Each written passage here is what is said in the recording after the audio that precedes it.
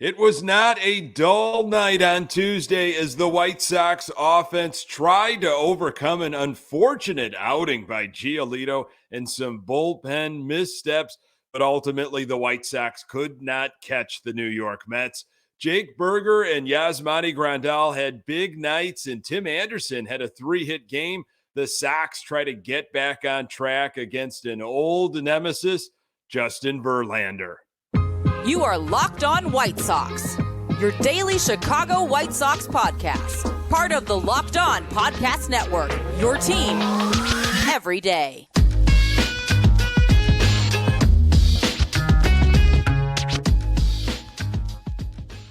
Hey, Sox fans, welcome back to Locked On White Sox. Thank you for making Locked On White Sox your first listen each and every day. We're free and available on all platforms. Follow us on Twitter at Locked On Sox. Also, subscribe to our YouTube channel. Just search Locked On White Sox. Today's episode is brought to you by Sleeper. Swing for the fences on Sleeper picks, and you could win up to 100 times your money. Download the Sleeper app and use promo code Locked On, and you'll get up to $100 match on your first deposit. Terms and conditions apply. See Sleeper's terms of use for details. Currently operational in over 30 states. Check out Sleeper today. Hey, I'm your host, Nick Borowski, a lifelong die-hard Chicago White Sox fan, recording this podcast just blocks from the ballpark in beautiful Bridgeport. You can find me on Twitter at Nick_GGTB. Locked On White Sox is part of the Locked On Podcast Network, your team every day. Our Chicago White Sox take on the New York Mets on Wednesday. Touki Toussaint is on the hill. Catch every pitch of the White Sox hometown broadcast with SiriusXM on the SXM app. Search White Sox. State of the Sox, 40-56. As I am recording, 8.5 games back in the Central. The Twins had a late one. White Sox came up short against the Mets on Tuesday night. They battled. Sox offense absolutely battled. No question about that. Giolito had a horrible outing and was really subjected to the power of patience by the New York Mets. You know, it just feels like every different series. I know it was mentioned during the Atlanta series, and it was mentioned once again by Jason Benetti at the start of this Mets series. Oh, the Mets are such a patient team. They do not chase. You know, they make you work for it. The same thing was said about the Braves, and it has been said that way about other teams. Of course, the White Sox, you know, bottom in the league and taking pitches. They chase. They freely swing. They do not see a lot of pitches, and that's what the Mets did to Giolito. You know, I think Giolito got a little frustrated. They weren't going for some of the stuff that he was offering, nipping at the corners a little bit. I mean, Giolito didn't have horrible stuff, but I think it was the patience, that patience game by the Mets when Giolito maybe just, kind of just submitted and said, I'm going to have to hit more of the zone here. Maybe he missed some of his spots. It could have been a combination of both. The Mets made him pay. They took advantage of that. And that is what patience can do. You can really wear out a pitcher by getting them so frustrated because you're not playing their game. You as a hitter, you know better. You are not going to go after something that you really can't do anything with. You got a good eye, as they always say. And then you let the pitcher come to you, and then you take that mistake and you do some damage with it. It was nice to see the White Sox offense, though, continue to battle throughout the night, especially that big seventh inning. Sox had multiple opportunities. I mean, it could have really been a different outcome. Berger and Yaz had big nights. And again, there were opportunities to actually win this game, but a familiar foe, David Robertson, remember him? He finished things off in the ninth for New York. Full details later on in the episode.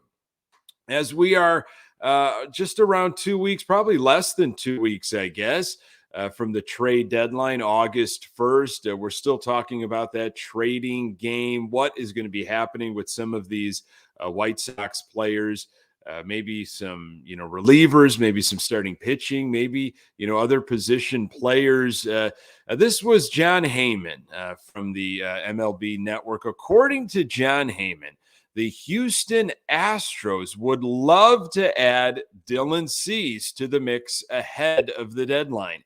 The insider notes that he's a dream scenario for general manager Dana Brown and company, while also claiming that Houston knows Chicago's asking price will be huge for the top of the rotation starter. Acquiring Dylan Cease would cost a mighty bounty for the Houston Astros. That would likely include one of their top 4 prospects as a centerpiece. Each one plays the outfield, with number 4 prospect Ryan Clifford seemingly the closest to the majors. What we do know is that it's clear that Houston is in the market for a starting pitcher. It would take a lot, but acquiring Dylan Cease would set Houston up well to repeat as World Series champs. They are in need of some starting pitching, dealing with some injuries. Of course, Verlander went to the Mets, as we will see on Wednesday. Now, I'm not sure about the Houston Astros farm system. That's something that's in question near the bottom of the league, I believe, starting this season around bottom of the league. And I think they updated things in May, and still Houston's farm system at the bottom. But, who else is really playing ball here? What other teams are making offers? What do they have in their system?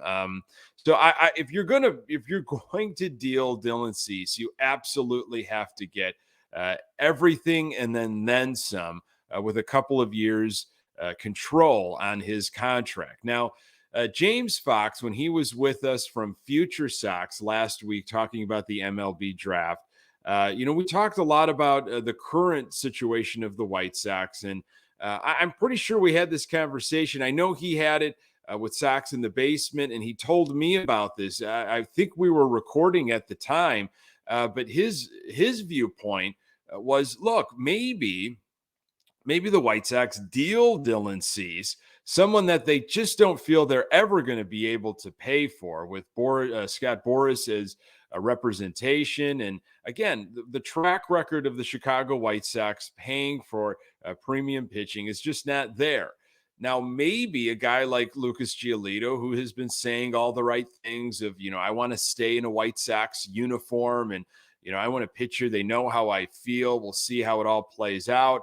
Maybe extending Lucas Giolito is the easier path, and dealing Dylan Cease this trade deadline, if you get absolutely everything and then some for him, maybe that is something that the White Sox entertain.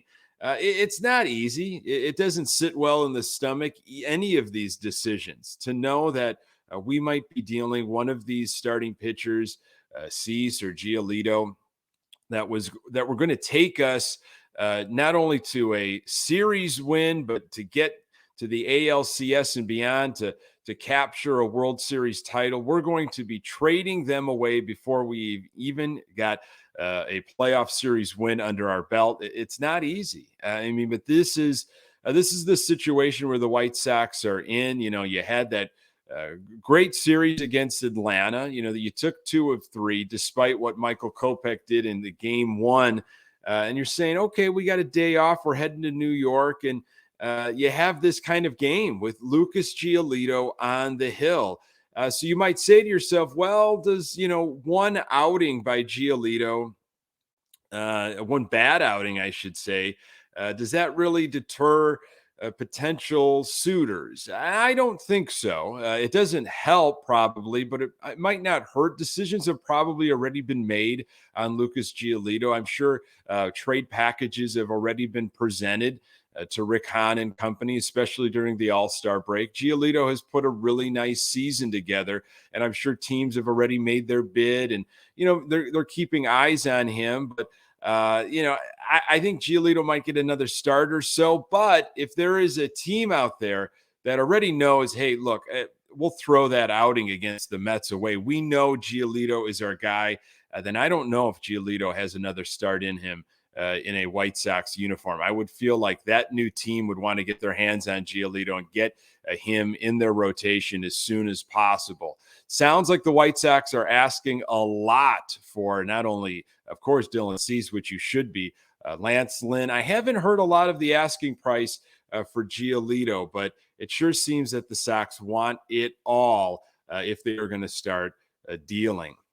Quick injury update that we got before Tuesday's game. Eloy Jimenez, battling that groin injury, woke up on Monday feeling better, said Daryl Van Scoven of the Chicago Sun-Times. He was available to pinch hit on Tuesday night. He did not see any action. He could start at DH on Wednesday, Grifol said. That is promising. Lucas Giolito, he could not find the strike zone, and when he did, the Mets made him pay for it. Sox offense almost pulled off the seemingly impossible. More on that in a moment. Today's episode is brought to you by Dave. Finances can be intimidating. That's why you need Dave. Dave can make managing your money so much easier with an interest-free extra cash advance, fee-free goal tracking, and easy ways to find a side hustle to make more money.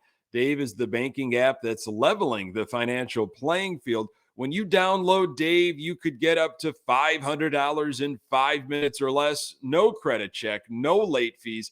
It's part of Dave's extra cash account. Advance the money you need with no interest and then settle up later. Millions of people have already downloaded the Dave app to make their finances easier. So if you're in a pinch, get the help you need by downloading Dave. Download Dave today at dave.com/MLB.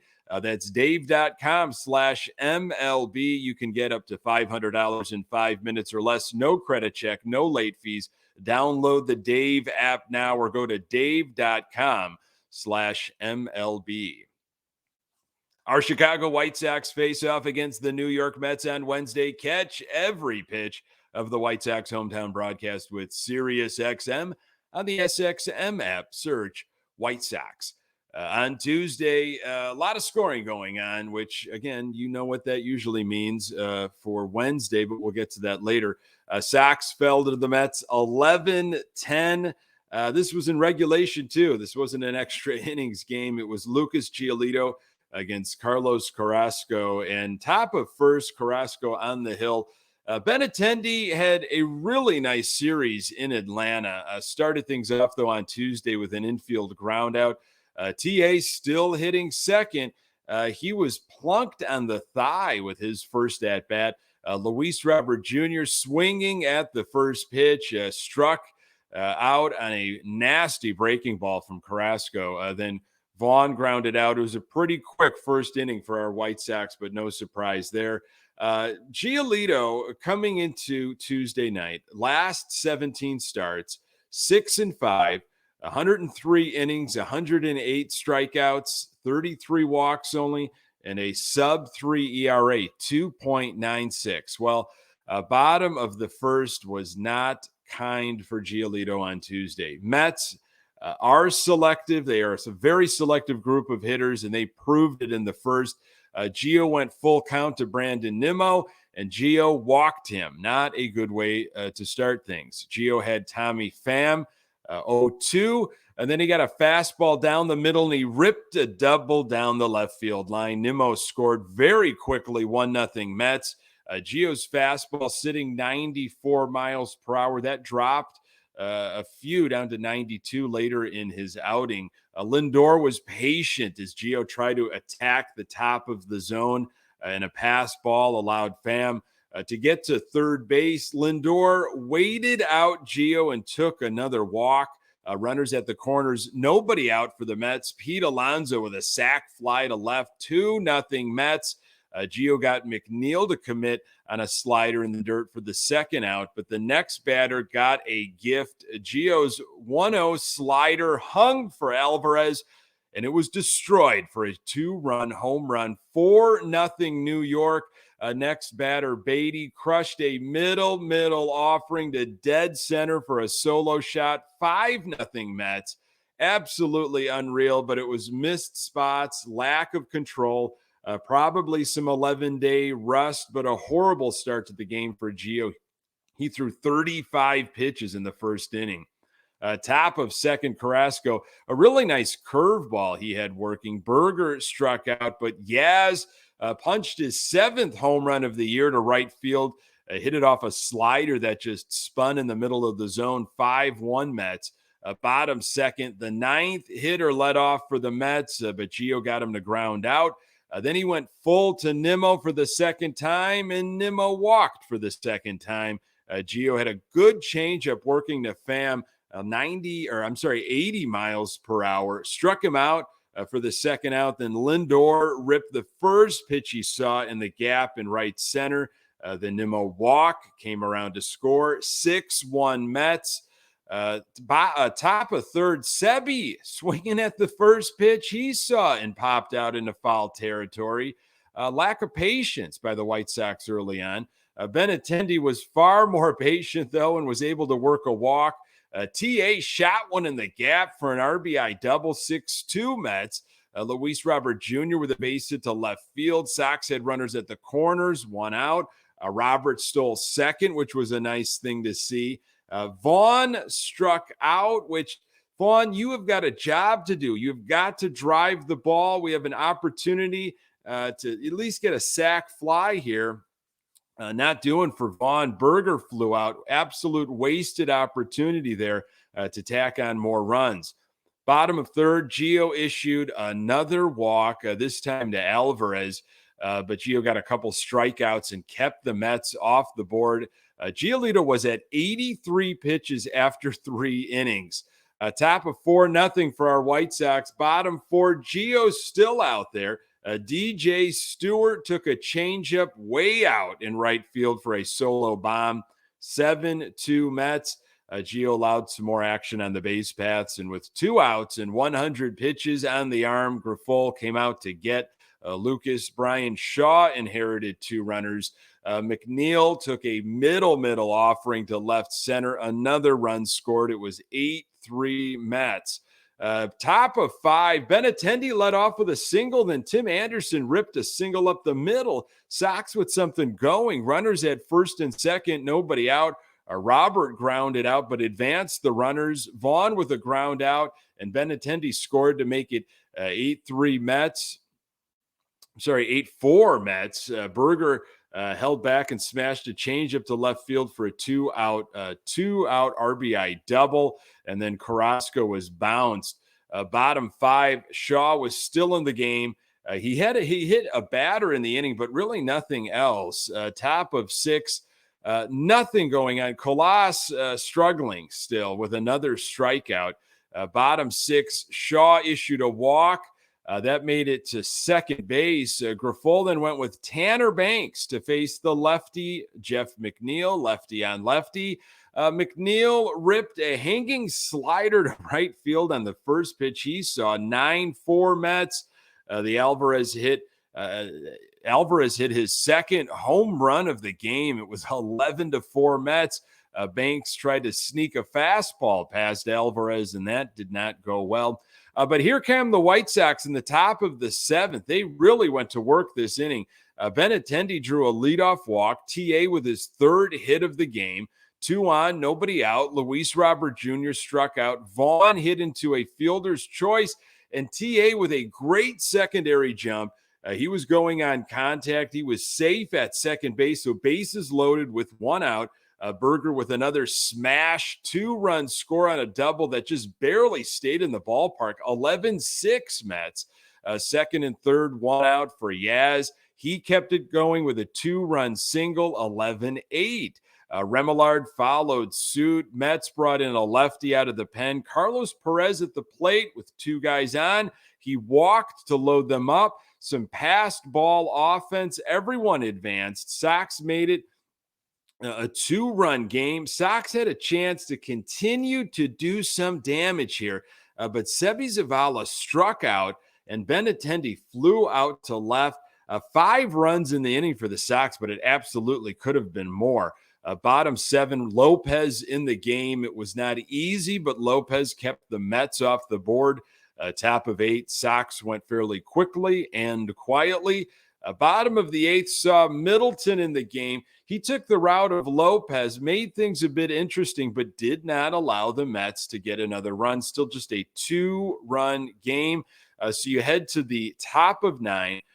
David Robertson, old friend David Robertson, was in for the Mets. Yaz did what he does so well. He got on base via the walk. Remillard popped out, could not get on top of that cutter by Robertson. Gavin Sheets had an opportunity, flew out to center field. Elvis Andrus was our last hope. Andrus worked the count full, had a really nice battle, and drew a 2-out walk. Sox definitely showed some patience as the game went on. Benintendi came to the plate, representing the go-ahead run. Base hit, and Yaz came around to score from second. It was an 11-10 ball game. Tim Anderson with a chance to play hero flew out to center field. Game over. Close. Sox absolutely battled, left a lot on the table there, but it was an exciting 11-10 game. Giolito, his final line, 3 2/3, 6 hits, 8 earned runs, 5 walks, 5 strikeouts, 3 home runs. His ERA still sub 4, 3.96. Sean Banks gave up 3 runs combined in their 2 1/3 innings of work, while Lopez and Middleton kept the Mets quiet. Sox offense, 10 runs, 12 hits, 6 walks. 6 walks. Haven't seen that in a while from our White Sox. Berger and Grandal each had 3 RBIs. Tim Anderson, 3 for 5 with an RBI. Sox were 5 for 16 with runners in scoring position. They had opportunities. They left 10 guys on. The White Sox are very familiar with Justin Verlander, but is there any firepower left after Tuesday night? More on that in a moment. Today's episode is brought to you by Sleeper. Want to win 100 times your money on daily fantasy baseball? Sleeper is now offering up to 100 times payout for up to 8 pick contestants.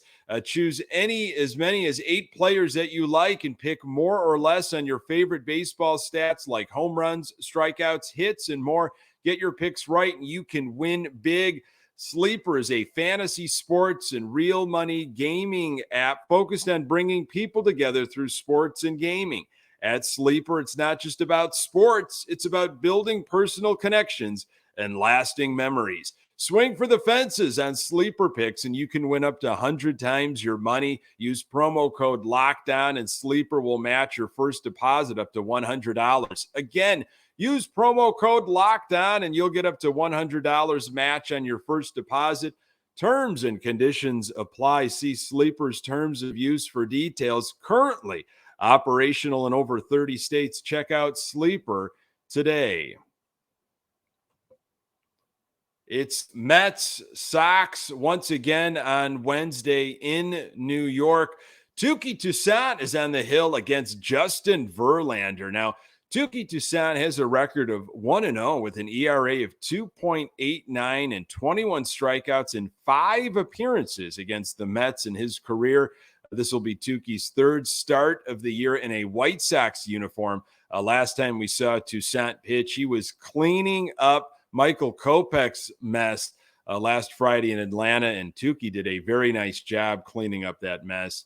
White Sox have a lot of history with Justin Verlander. Verlander is 22-14 with an ERA of 3.72 and 283 strikeouts in 47 appearances against the White Sox in his career. Verlander is 3-5 with an ERA of 3.72 and 63 strikeouts in 13 appearances this season. There's a lot of history with Verlander. When I went to see the White Sox in Detroit, this was so many years ago. This was during Verlander's heyday with the Tigers. And, we made the trip, drove there, of course, ready to this was the day after, I believe. This was the day after Mark Burley's perfect game.